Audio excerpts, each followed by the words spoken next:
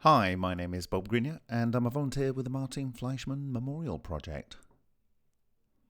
Welcome to this short presentation called In Your Face, The Writing on the Wall. You know, sometimes people just show you what they want you to see. Unfortunately, it's not always clear, even when they're showing you, what they're showing you. And sometimes they don't even know what they're showing you. They're just showing you something that they want you to see. Well, today I want to show you something that I saw today that wasn't made by me, but I think it is a great piece of art. Certainly it's been recognized as such. And I think there's a lot of messaging in there that potentially was channeled through this creative person's insight and inspiration into the building on which this mural is placed. And what am I talking about? Well, I am talking about this. This is a very interesting piece of work. As far as I'm concerned, it's actually the largest mural on Earth, and it is in fact a World Heritage Site. And immediately when you are looking at it, you can see down here a Spanish type cathedral. And when I see this, it reminds me of something in Central or South America. And then behind that I see a pyramid. And this does not look like the kind of pyramid that you see in Egypt. This is again a South American type pyramid. And then above that we have what looks like a Parthenon structure with an eye here, which is very curious, like the all-seeing eye. It's kind of like more Greek going on here. And then above that we have a castle. And then above that we have the double-headed eagle of the Habsburgs. And we have this period of 1521 to 1820. This is when the Spanish were ruling this part of the world, which clearly is South America. So what actually are we looking at here? Well, we are looking at something that is part of a very old university. It was founded in 1551, so after the Spanish took over. And it is from the Universidad Nacional Autónoma de Mexico, UNAM. And this is the library from said university. This building was actually constructed between 1949 and 1952, and it was opened in 1954, and it is in Pedregal de San Angel in the southern part of Mexico City, and it was given the UNESCO World Heritage Site label in 2007. Now, not only have we got these building designs from various periods, we also have this little thing coming up here, which is a vortex going one way, and we have another one coming up here, the vortex going the other way, and we have a pillar of one type here and a pillar of another type here. And of course, what you may also see is a disc with a central hole cut out, and another disc with another central hole cut out. And what we see here is a sun, and over here we actually see an earth. And over here we see a little sun, and over here we see an earth. A little earth. What are we looking at there? It's talking about world culture. all kinds of things going on here. So you've got like Spanish conquistadors possibly down here. You've got Inri here, the Christian faith. You've got all kinds of stuff. Another eye in this thing here. And yet another eye in a different pyramid up here. When I see eyes in pyramids and I see pillars like this with a vortex going one way and a vortex going the other way, I see a lot of Masonic imagery. A lot of Masonic imagery. Now, when I see Ptolemy,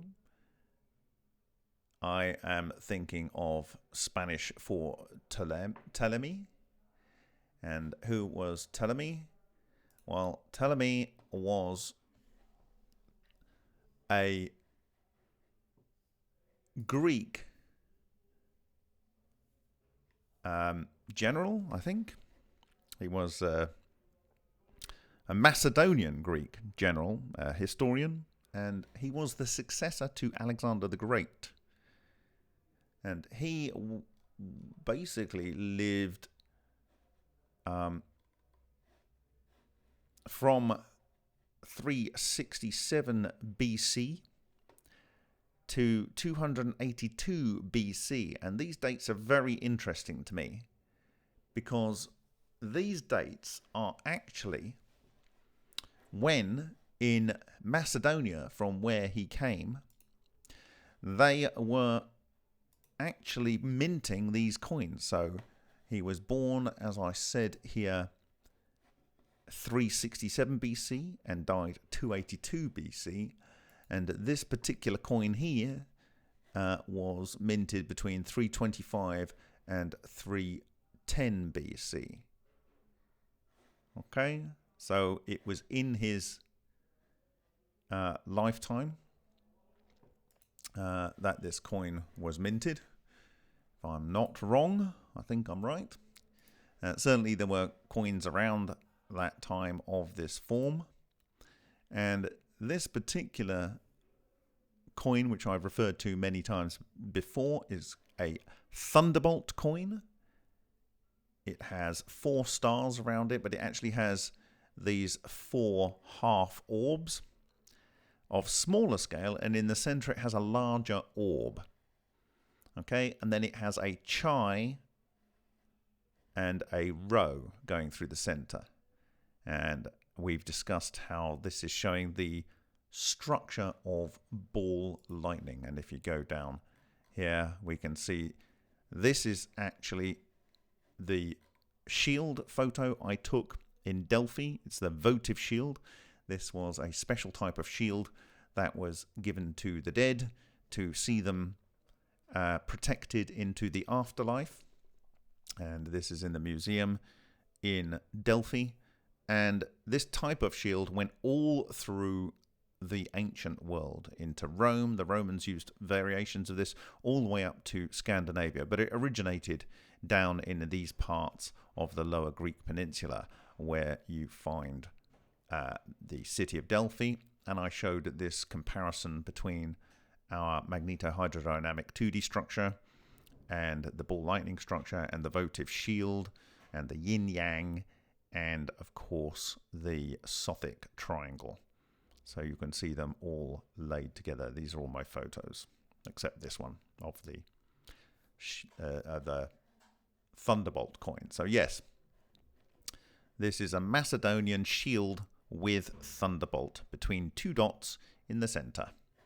Okay, there we go. So the way I see this is this half wheel here, which is the best way to represent a wheel that is made of 2 wheels. So I have a little wheel here and a little wheel here that makes this wheel. And then this wheel and the mirror wheel on this side makes the wheel that is represented orthogonally in the horizontal plane, being these 2 spots. And then those 2 spots produce the wheel within a wheel, which produces the vector through the center, which is the rho, which is the life force with torsion. So that's where the chi goes through. So we have 4 of these producing a much bigger one in the center. And so the interesting thing about Ptolemy, of course, is he ruled the Ptolemaic kingdom, which included and mostly was Egypt. So if you look here, you can see it included areas such as Cyprus, Gaza, a big ring around Jerusalem, Cilicia, these kind of areas. So this was the Ptolemaic kingdom. And of course, it went all the way down to the border with Nubia. And Nubia, if you recall, I've shared some images from Nubia, some old Nubia kingdom, where there were capitals rather, from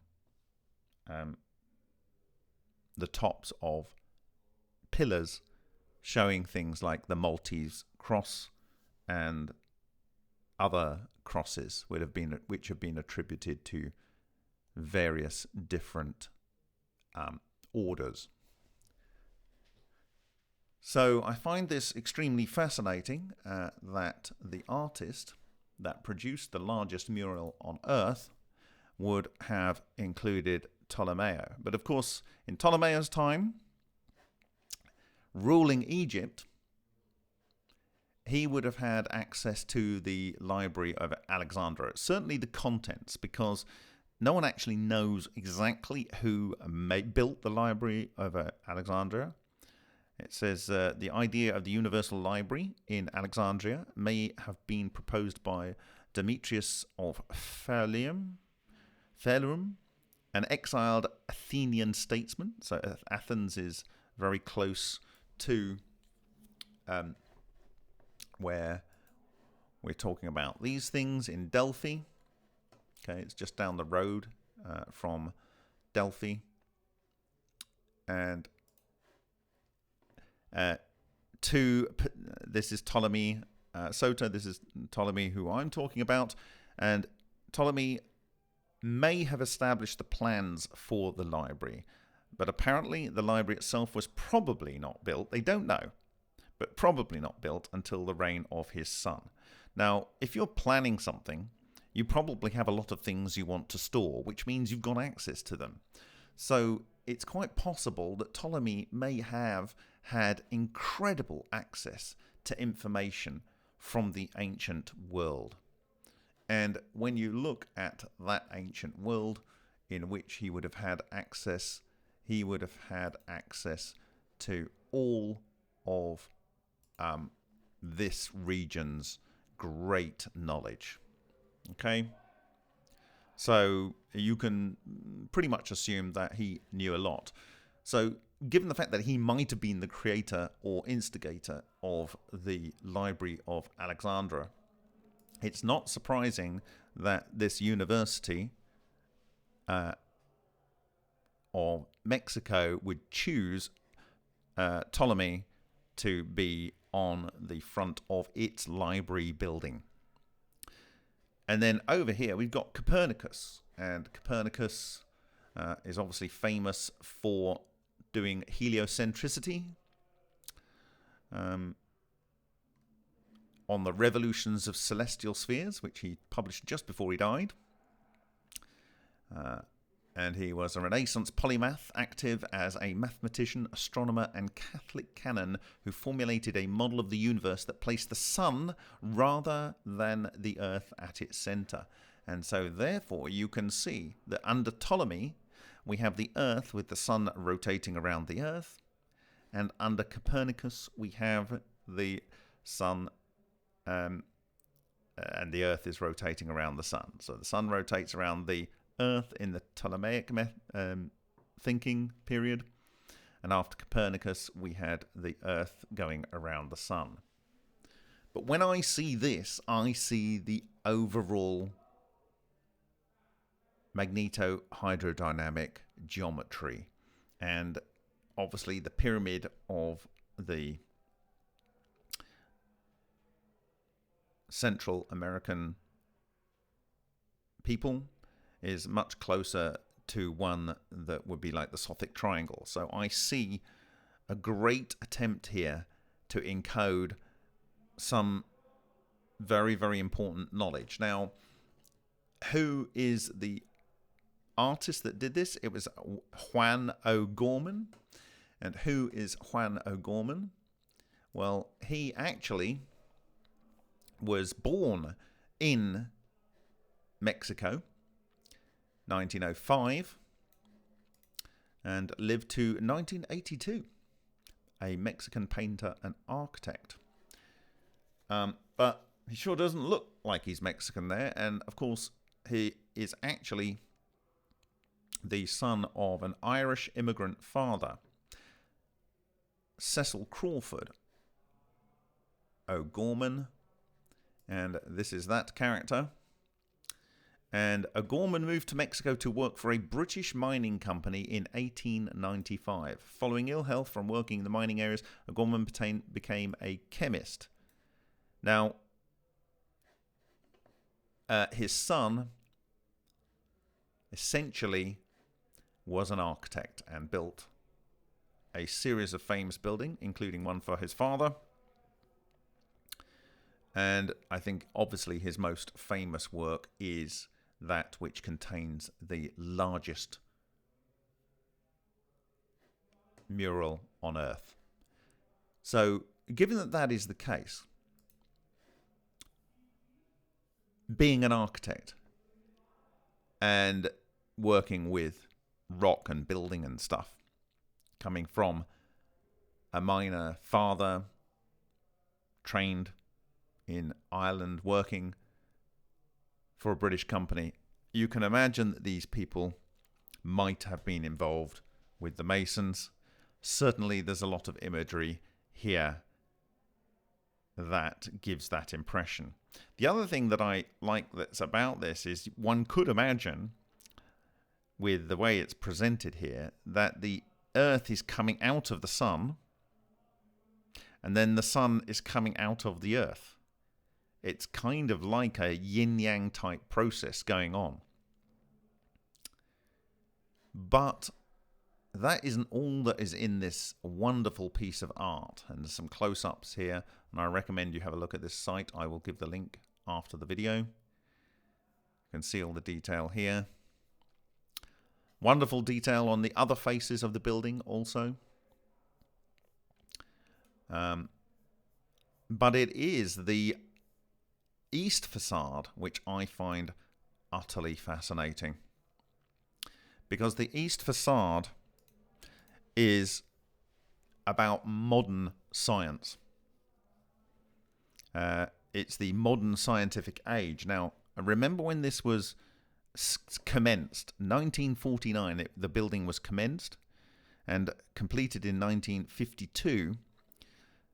In that period, the Russians had already detonated their own and developed their own nuclear bombs. And you can see very clearly that there is this nuclear symbol here and even an atom structure in the middle here with your white and black spheres. Okay? And here we see sun and moon. And in the middle we have a peace dove in the center.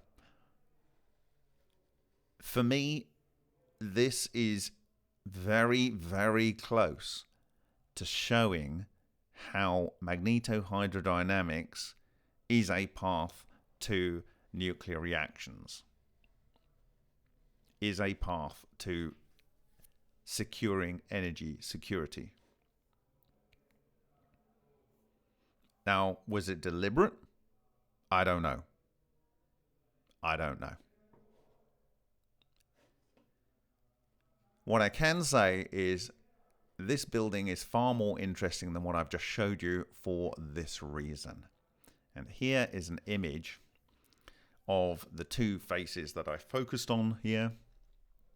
You have all of these various cultural aspects and how we went from the Library of Alexandria and the Earth-centric model of the solar system to the heliocentric model of the solar system, and then if you read it round to the right, because on the left hand side it's got ancient stuff, this is kind of the journey through, and then over here we have the modern world with our nuclear processes going on. But we also have above that nuclear process this sun and the moon, very Masonic symbology, and creation and destruction going on. And I don't know if you've seen it, but moreover, can you see it here? There's a little yin-yang right there. Let's see if I can zoom in further here.